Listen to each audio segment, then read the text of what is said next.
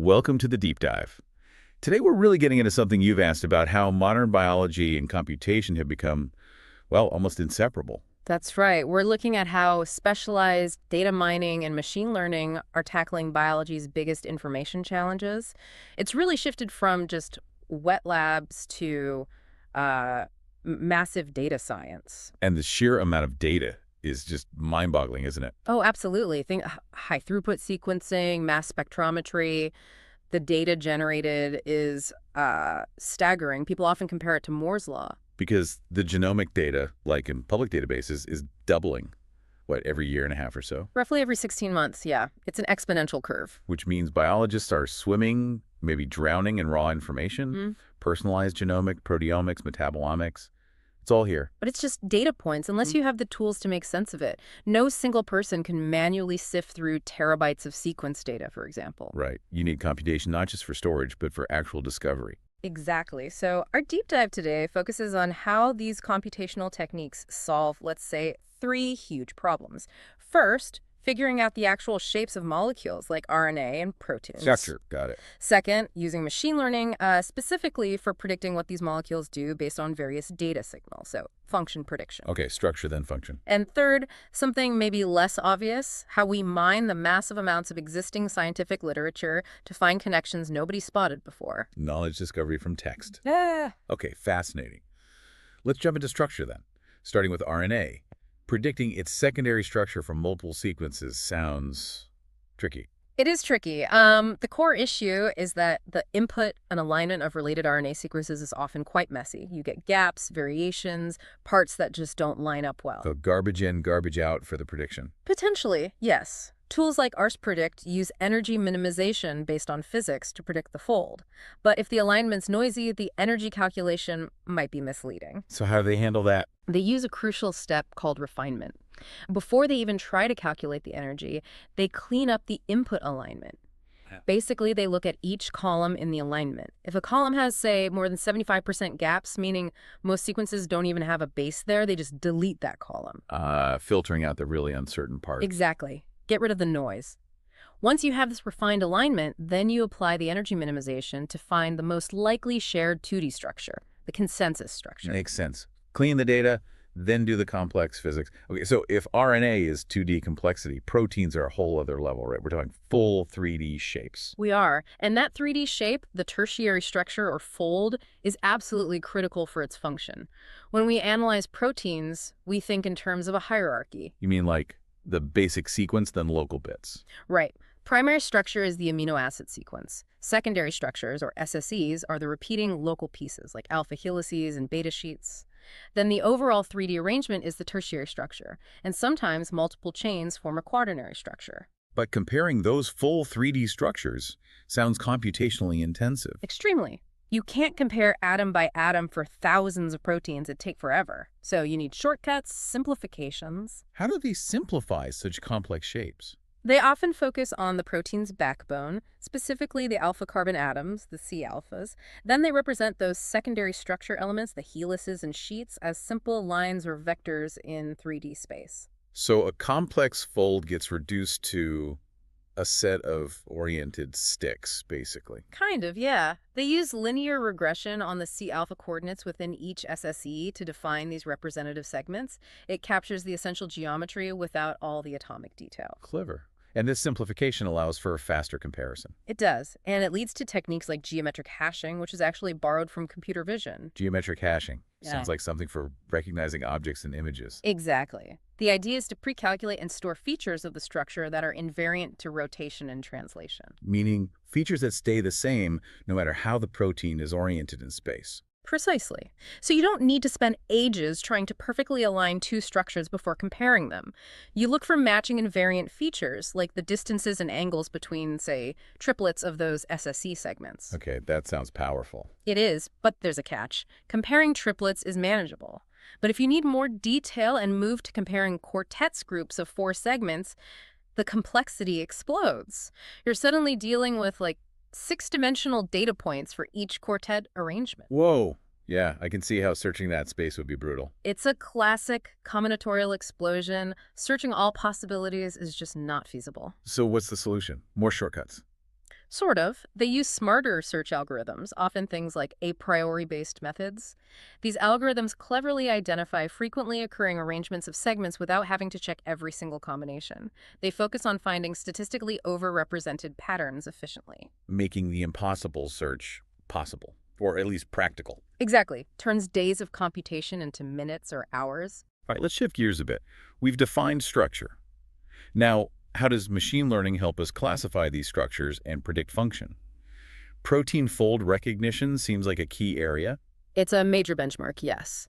We often use classifications like SCOP as the sort of standard of truth to train and test models. When you look at what works well for classifying proteins into known folds. Which methods come out on top?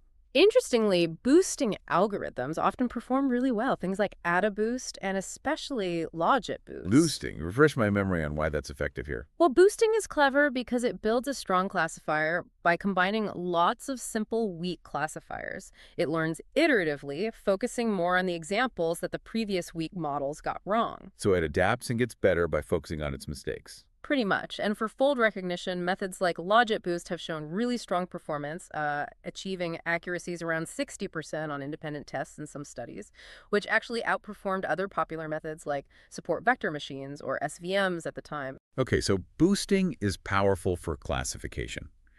What about comparing protein surfaces? That sounds uniquely tricky too. It is, because many proteins, when you look at their overall shape, are kind of globular sphere-like. The important differences are often subtle bumps and grooves on the surface. Hard to capture those subtle differences consistently. Very. This is where techniques like 3D Zernike descriptors or 3D ZD have proven really useful. Zernike descriptors. How do they work in simple terms? Think of them as a mathematical way to describe a 3D shape using a set of numbers. The crucial advantage is that these numbers, the descriptors, are rotation invariant. Like the geometric hashing idea again, doesn't matter how the protein is oriented. Exactly. You don't need to align the proteins first. You just calculate the 3D ZD for each protein surface, and then you can compare the sets of numbers directly. Plus, you can control the level of detail by changing the order of the descriptor. A lower order captures the broad shape, a higher order captures finer details. For many protein comparisons, an order around 20 gives a good balance of detail and computational speed. Very neat. Okay, let's zoom out from single molecules to the whole genome. Assembling a genome from billions of short sequencing reads is like a massive jigsaw puzzle, right? The ultimate jigsaw puzzle, yeah. And one where lots of pieces look almost identical because of repetitive DNA sequences. This similarity is a major source of errors, or misassemblies. What kinds of errors happen? You can broadly categorize them. There are categorical errors, like sequence reads that just can't be placed anywhere sensible, or pairs of reads, mate pairs, that end up much further apart or closer together in the assembly than they should be based on the lab protocol. Okay, those sound like clear mistakes. What else? Then there are more subtle probabilistic errors. A big one is inconsistent read coverage. If reads pile up much deeper in one region than you'd expect statistically, it often means the assembly algorithm has incorrectly collapsed multiple, nearly identical repeat regions from the real genome into a single sequence in the assembly. Losing information and potentially messing up gene counts or structures. Precisely. And this is where machine learning becomes critical. No single error measure coverage, mate pairs, unplaced reads catches everything perfectly. They're complementary. So ML combines the signals from all these different error types. Yes, it learns how to weigh and combine these different signatures to make a much more accurate prediction of which parts of the genome assembly are likely correct and which are suspect. That complementarity idea seems really important. It leads us to another huge challenge in genetics: epistasis. Gene-gene interactions, right? Exactly. The complex interplay between multiple genes where the effect isn't just additive. This is super important for common complex diseases. And traditional statistical methods struggle with this. They really do. Standard linear models usually look for strong main effects of single genes first, and only then maybe consider interactions.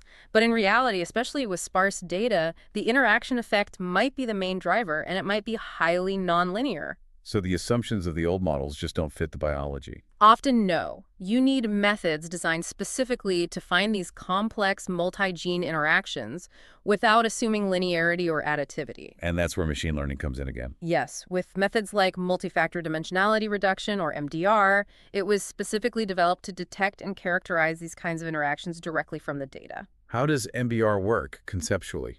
It essentially pools individuals based on their multi-gene combinations, like people with genotype AA at gene 1 and BABA at gene 2, and test whether certain combinations significantly increase risk for a disease, even if the individual genes don't show strong effects alone. Okay, so it finds the risky combinations. Yeah. But these models can get complex. How do researchers actually understand what MDR finds? That's where information theory and visualization are key. You can represent the interactions found by MDR as graphs or dendrograms. These diagrams show the amount of information gain or synergy from considering combinations of genes. Synergy meaning the interaction tells you more than the individual genes combined. Exactly. Positive entropy in these diagrams indicates synergy, a real interaction providing new information. Negative entropy would suggest redundancy. It gives both a statistical measure and an intuitive picture of how different genes are collaborating or interacting. Fascinating. Okay, we've covered structure and function prediction using structured data like sequences and coordinates. But so much biological knowledge is buried in text, right? Millions of papers. Absolutely. The sheer volume of biomedical literature is overwhelming. No researcher can possibly read everything relevant, even in a narrow field. So literature mining isn't just helpful, it's becoming essential. How do you mine text for a new biology? One really innovative idea is literature-based hypothesis discovery. The concept was pioneered by Don Swanson decades ago. Swanson, what was the core idea? It's based on a kind of syllogism. Imagine the literature contains papers showing A is related to B, and completely separate papers show B is related to C. Okay. But maybe no one has ever published a direct link between A and C. Swanson's idea was that you could computationally discover this potential AC link by finding the common intermediate, B. So connecting the dots across different subfields or pieces of research that weren't previously connected. Precisely, finding implicit connections. For example, A might be a drug, C might be a disease, and B might be a biological mechanism or pathway they both interact with, but reported in different contexts. That's powerful. Is there software that actually does this? Yes, the Arrowsmith system is a well-known implementation of this closed discovery approach. How does Arrowsmith work? You basically give it two sets of literature search results, one related to concept A, one related to concept C. The system then looks for terms or concepts, the potential B terms that are common to the titles or abstracts in both sets. And then it shows you the common links. Right.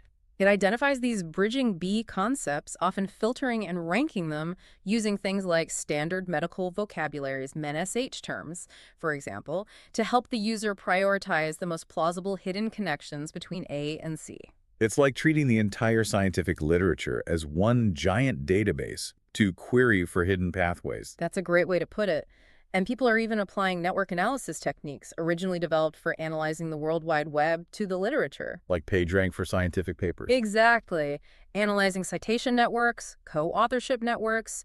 You can identify the most influential papers, map out collaborations, see how ideas spread, find the real authorities in a field. It gives you a structural view of the knowledge landscape. Amazing. So we've gone from the atomic details of molecular structure through predicting function with ML, assembling genomes, finding gene interactions, and now even discovering hidden knowledge in text. Yeah. Computation really is central. It undeniably is. But looking forward, there's perhaps one more crucial piece needed to truly unlock the potential of all this biological data mining. And what's that? Seamless data integration. Getting all this diverse data from different labs, different experiments, different databases to talk to each other effectively. The Tower of Babel problem in biology data. Kind of, yeah. We need robust data standards and, importantly, ontologies, formal, structured ways of defining biological concepts and relationships. Things like Miami for microarrays or more general frameworks. Exactly. Efforts like developing common data models may be based on foundational ontologies like BFO, the basic formal ontology, are aiming to create a common language. So when one database says liver cell, another system knows precisely what that means and how it relates to hepatocyte or endocrine organ. And if we achieve that consistency, then we enable something really powerful, metamining. metamining. Mining the metadata. Essentially, yes. Using these standardized ontologies to describe the context of the data, the experiment type, the organism, the tissue source, the disease being studied, using those ontology terms. So you're not just searching the data itself, but the standardized descriptions about the data. Right. And this allows you to define similarity in new ways. You could ask, show me all data sets, regardless of data type, that involve experiments on an endocrine organ, or find all studies related to any autoimmune disease. Wow, that cuts across completely different types of experiments. It does. It lets a cancer researcher potentially leverage insights hidden in a diabetes study, or a genetics lab pull relevant data from proteomics experiments, simply because the metadata, described using a shared ontology, shows a relevant biological connection. That really feels like the key to connecting all these islands of data we've created. It is. This ability to integrate knowledge, to define similarity and relevance across vastly different biological data sets using shared semantics, that's probably the critical path to accelerating discovery and making real breakthroughs faster than ever before.